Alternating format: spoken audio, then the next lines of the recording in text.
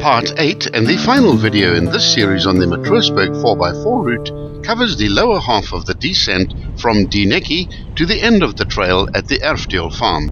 In this video we continue with the advice relating to safe and responsible off-road driving. In cases where vehicles lack good ground clearance, if you're going too fast and hit a rock or other obstacle, it could knock a hole in the oil pan, differential, or even knock off the oil filter, leading to engine failure. Avoid surprises by surveying the road ahead of you before you encounter it. Make sure the trail goes beyond the obstacle and doesn't simply end at a cliff. You can get a good idea where to place your tires and the differentials to have a plan of approach. Always follow through to beyond the obstacle. In terms of driving diagonally across a mountainside, this is the easiest way to start a rollover. Always try to drive straight down hills or steep terrain. Know your departure angles, which is the bumper to tire distance.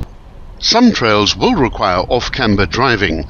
In situations like this, it's best to go down slowly, keeping the tires in the tracks. Make every effort to avoid losing attention and descending over a rock or stump on the upside of the hill. Most vehicles will tend to slide sideways before rolling over. Stop if the slide puts you off the edge of the track. If it's a clear downhill and a rollover is imminent, immediately turn the vehicle into the slide and drive it down. If that is not an option and you're going to turn over, turn the vehicle off and hold on to your seat bottom whilst hoping that the seatbelt works properly. Reducing tire pressures will increase traction on all off-road surfaces. For most 4x4 purposes, a tire pressure of 1 to 1.2 bar will be adequate. In very soft sand and mud, these pressures can be reduced to as low as 0.5.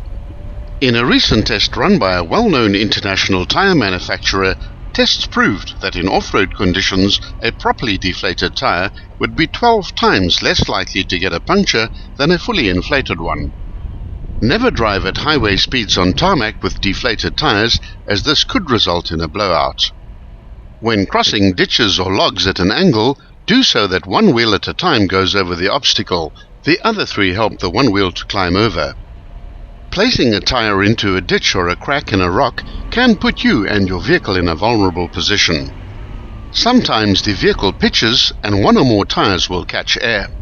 Be very deliberate and careful when approaching this challenge section of any trail. Logs or rocks can bounce up and catch the undercarriage, so come off these obstacles slowly and carefully. Turn the vehicle at an angle to facilitate the one tire at a time approach. Be careful not to allow one of the front tires and one of the rear tires to get into the ditch at the same time. One of the most crucial aspects to off-roading is understanding the absolute importance of tire pressure. Among the most pertinent tire pressure considerations in regards to summer off-roading is utilizing optimum sand tire pressure. This is a combination of many things of which vehicle owners' myths are least productive. However, your tires, their construction methods and materials, what your car weighs, how it's loaded, and its wheel width all play into the sand pressure tire formula with fairly predictable results. The choice of tread pattern, otherwise known as your tire's footprint, is extremely important to consider during your new tire decision-making process, and especially if you're fitting your vehicle for an off-road adventure. Tread pattern should be chosen based on the intended use of your truck. The most popular tread pattern for all-around off-road use is a mud terrain pattern. Once you reach the offices at the farm, remember to reinflate your tires again before setting off for home.